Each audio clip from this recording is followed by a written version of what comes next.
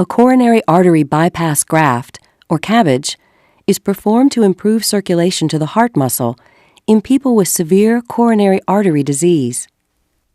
In this procedure, a healthy artery or vein from another part of the body is connected or grafted to the blocked coronary artery. The grafted artery or vein bypasses the blocked portion of the coronary artery, carrying oxygen-rich blood to the heart muscle. One or more coronary arteries may be bypassed during a single operation. Before the surgery, an intravenous line will be started, and you may be given a medication to help you relax. CABG procedures are done under general anesthesia, which will put you to sleep for the duration of the operation. A breathing tube will be inserted through your mouth and into your throat to help you breathe. A catheter will be placed in your bladder to drain your urine. Coronary artery bypass surgery generally takes 3 to 6 hours. During a conventional bypass surgery, your surgeon begins by making an incision in the skin over your breastbone or sternum.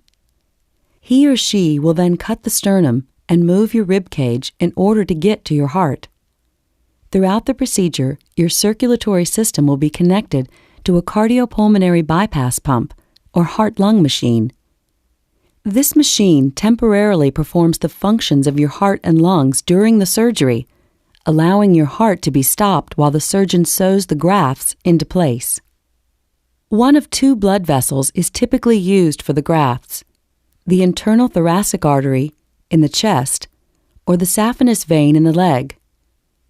For the internal thoracic artery graft, your surgeon will leave the upper end attached to the subclavian artery and divert the lower end from your chest wall to your coronary artery just beyond the blockage. Your surgeon will then sew the graft into place. For the saphenous vein graft, your surgeon will suture one end to the aorta and the other end to the narrowed artery just beyond the blockage. With the graft securely in place, your surgeon will use electrical signals to restore the heartbeat and attach a temporary pacemaker to the heart. Once your heart is again beating normally, the heart-lung machine will be disconnected. Your surgeon will wire the breastbone back together and suture the skin incision closed.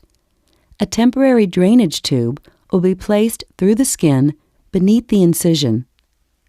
2 other types of CABG procedures have recently been developed: off-pump and minimally invasive bypass surgery.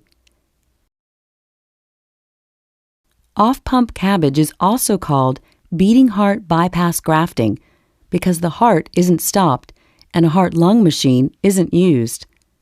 Instead, a mechanical device is used to steady the part of the heart where grafting is being done. Surgeons perform minimally invasive bypass procedures using specially designed instruments inserted through small incisions or ports in the chest. These procedures sometimes require a heart-lung machine. After surgery, you will be taken to the intensive care unit. The activity of your heart will be carefully monitored. If necessary, the pacing wires will be used to temporarily control your heart rate. The chest tube will remain in place to drain excess blood and air from the chest cavity. Once you can breathe on your own, your breathing tube will be removed and replaced with an oxygen mask. The bladder catheter will remain in place. As you recover over the next 3 to 4 days, all of these devices will be gradually removed.